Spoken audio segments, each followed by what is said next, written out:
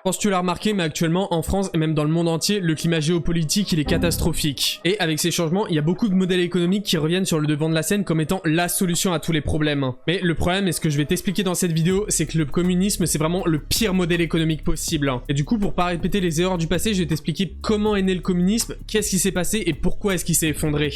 Et tu vas le voir, c'est pas que de la faute des États-Unis ou de la guerre froide. Mais comment est-ce que tout ça a commencé? On est en 1929 et actuellement, l'Europe, les États-Unis et l'Occident, ils traversent une crise boursière majeure. Et alors que tous les pays sont en train de s'effondrer face à cette crise, l'URSS, elle, c'est tout le contraire. Elle prolifère comme jamais. Et entre 1929 et 1934, elle a une croissance monstrueuse de plus de 50% et un chômage quasiment nul. Il y a beaucoup d'économistes occidentaux qui commencent même à vanter le système économique communiste. Et avec tout ça, l'URSS, ça devient vraiment une superpuissance mondiale. C'est la superpuissance qui a gagné la Seconde Guerre mondiale, celle qui a envoyé le premier satellite et l'homme dans l'espace. Et vraiment, d'un point de vue extérieur, c'est magnifique. Et comme tu vas le voir, dès le début, il y avait beaucoup de fragilité structurelle. Et pour comprendre tout ça, on va remonter à ses débuts, au Moyen-Âge, et à cette époque-là, le système il fonctionne sur un régime féodal. Le roi distribue des terres à des seigneurs, puis ensuite à leur tour à des petits seigneurs, et ainsi de suite, en échange d'une loyauté militaire. Et le paysan qui lui est tout en bas de l'échelle, son rôle c'est de payer des impôts en échange de la protection de son seigneur. Les paysans en soi ont aucun pouvoir et vivent que dans un système extractif, c'est-à-dire que l'élite capte toutes les ressources. Et tout ce système-là, il va être bouleversé en 1346 lors de l'arrivée de la peste noire. À cette période, la moitié de la population européenne meurt. À cause de ça, la main-d'œuvre se fait rare et il n'y a plus de pouvoir de négociation avec l'Ouest. Pour pallier à ça, le paysan est de plus en plus intégré à la vie de la société. Donc avec une inclusion progressive, une baisse des corvées et une baisse des taxes. Mais en Europe de l'Est et la Russie comprise, qui à cette époque est un empire féodal monstrueux,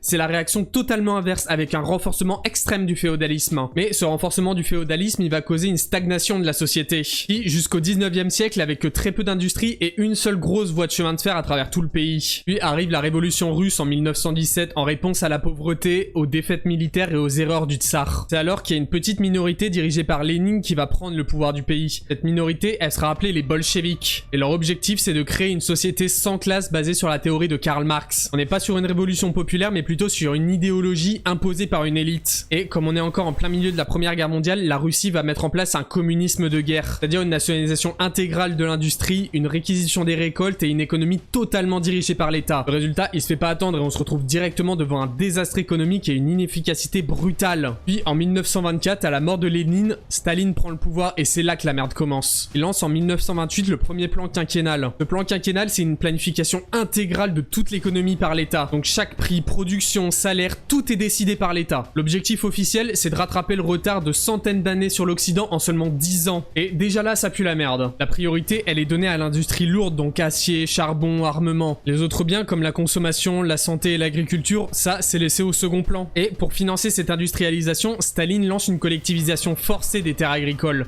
Les fermes privées sont regroupées en kolkhozes et l'objectif, c'est de produire plus pour exporter et financer l'industrie. Les paysans qui résistent sont arrêtés, déportés ou carrément exécutés. Et une grande partie d'entre eux choisissent de délibérément saboter le système en brûlant leurs récoltes et en tuant leur bétail. Et ça provoque encore plus de baisse de la production agricole. Et en Ukraine, la résistance est encore plus forte. Mais à ça, Staline répond avec l'Holodomor, une famine organisée entre 1932 et 1933. Toutes les ressources sont confisquées. L'armée bloque les villages, les familles ont plus les moyens de se nourrir ni de fuir. Entre 3,9 et 5 millions de personnes meurent de cette famine et jusqu'à 20 000 personnes par jour au pic de la famine. L'objectif est clair, punir les Ukrainiens et empêcher toute révolte future. Dans le système communisme, la base, c'est la planification. L'État planifie tout. Les salaires, les prix, les objectifs, la production, tout.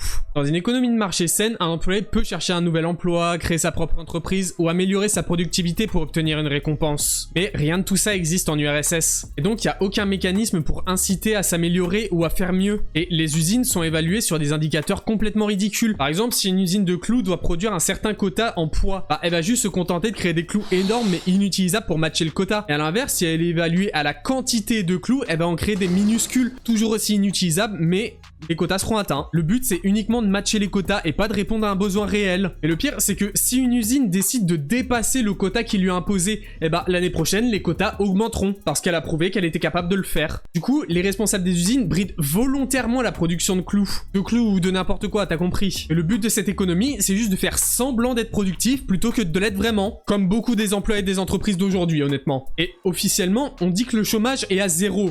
Et factuellement, c'est vrai, quasiment tout le monde a un emploi. Mais la réalité, c'est que la plupart de ces emplois, c'est juste des gens qui branlent rien, uniquement pour donner l'illusion que tout le monde travaille. Et cette économie, elle est complètement déconnectée de la demande, de l'efficacité et de la réalité. Tout est orienté vers le plan et pas vers un besoin réel. Et malgré le contrôle total de l'État sur l'économie et la production, l'État soviétique a jamais été capable de répondre aux besoins de ses citoyens. Les magasins sont vides et les pénuries sont constantes et résultat, c'est une économie parallèle qui se met en place. On appelle ça la Zvezhnaya Ekonomika, j'en sais rien de comment on le dit. Les gens utilisent le troc, se fournissent au marché noir ou utilisent leurs connaissances et leur réseau pour obtenir ce dont ils ont besoin. Les objets de valeur, c'est plus la monnaie, mais juste des biens de consommation courante comme des jeans, du savon, des clopes ou du café. Également, les vols sur les chantiers, ils sont extrêmement courants. On vole des clous, du béton ou des briques pour ensuite aller les revendre sur le marché noir. Et les directeurs d'usines, qu'on appelle parfois les directeurs rouges, organisent parfois eux-mêmes ces détournements pour s'enrichir. Et dans les années 1980, cette économie parallèle, elle représente presque 30% de l'économie totale, ce qui est colossal. Et ça prouve que plus le communisme évolue et échoue, plus les gens se tournent vers le capitalisme. Certes illégal, mais indispensable pour survivre. Et l'innovation était presque inexistante en URSS. D'abord parce qu'il n'y a aucun intérêt ni incitation à innover, et ensuite parce que limite l'innovation était punie. En cas d'échec de son innovation, on était accusé de sabotage sur le système, et donc on vivait dans un climat de peur permanent. Les conséquences de ce système, c'est juste une stagnation technologique constante. Les industries cherchent pas à innover, mais juste à recopier ce qui fonctionne déjà. Un exemple révélateur, c'est la voiture soviétique, la Lada, un emblème soviétique, mais c'est même pas une création locale. C'est juste une licence italienne achetée à Fiat. L'usine, les plans, etc., tout a été importé d'Italie. Le modèle soviétique repose uniquement sur l'imitation. On copie les avancées de l'Occident, mais sans jamais les dépasser. Sans incitation économique ni liberté de création, il n'y a aucune innovation de rupture qui peut émerger. Ensuite, les logements en URSS étaient censés être gratuits et équitables, mais dans la réalité, ils étaient attribués suivant un système de points, donc l'ancienneté, le poste occupé ou la fidélité au parti. Et ça crée une nouvelle hiérarchie déguisée. Un ingénieur fidèle au parti peut espérer un appartement à peu près correct, tandis qu'une famille hoquetière devra attendre 10 ou 15 ans pour un appartement très simple et souvent partagé avec d'autres familles. Les cuisines et les salles de bain sont communes, et donc il y a des plannings d'utilisation qui sont mis en place, en plus des gens qui mettent des cadenas sur leur frigo pour éviter que le voisin vienne taper dedans. Ensuite, les immeubles sont gris, moches, avec des matériaux de mauvaise qualité, genre regarde ça, c'est dégueulasse, je suis désolé. Le béton est poreux, le confort inexistant, et les murs sont tellement fins que tu peux entendre le voisin bourrer sa femme. Peut-être pas sûr de la garder celle-là. Et cette architecture, c'est la traduction d'un égalitarisme forcé. Tout le monde vit dans des conditions de merde, mais de façon égale. Et malgré une économie en ruine, l'URSS continue d'investir dans son armée et la conquête spatiale. Et jusqu'à 25% du PIB est englouti dans le secteur militaire. Et les budgets militaires sont souvent cachés dans les statistiques officielles. Et au final, on préfère investir dans des missiles intercontinentaux plutôt que dans de la viande et du savon. En même temps, c'est cool un missile intercontinental. Et ça crée un décalage immense. D'un côté, t'as une puissance nucléaire extrême qui rivalise avec les États-Unis, et de l'autre côté, t'as une population qui a faim et qui manque des besoins les plus élémentaires. Et tout ça, c'est pas un choix stratégique, c'est juste un aveuglement idéologique. L'image de la puissance doit passer bien avant les besoins du peuple. Dans une économie de marché, les prix servent de signaux, ce qui est demandé, ce qui est rare et ce qui a de la valeur. En URSS, les prix sont fixés de façon arbitraire et ont aucune fonction économique. On produit des objets sans lien avec la demande réelle, on gaspille des ressources dans des secteurs inutiles, l'innovation est bloquée et la mobilité sociale inexistante. Y a aucune concurrence, aucune stimulation, aucun retour d'information. C'est pas un système qui a chuté à cause d'un contexte extérieur, c'est juste qu'il a chuté parce qu'il était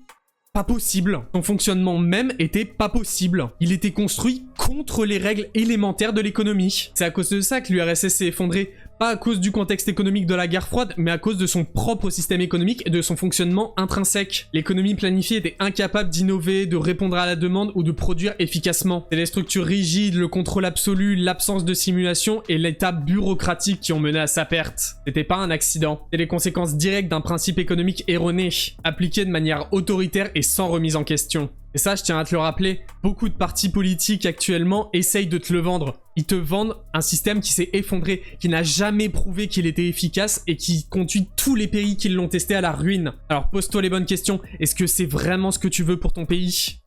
Moi pas.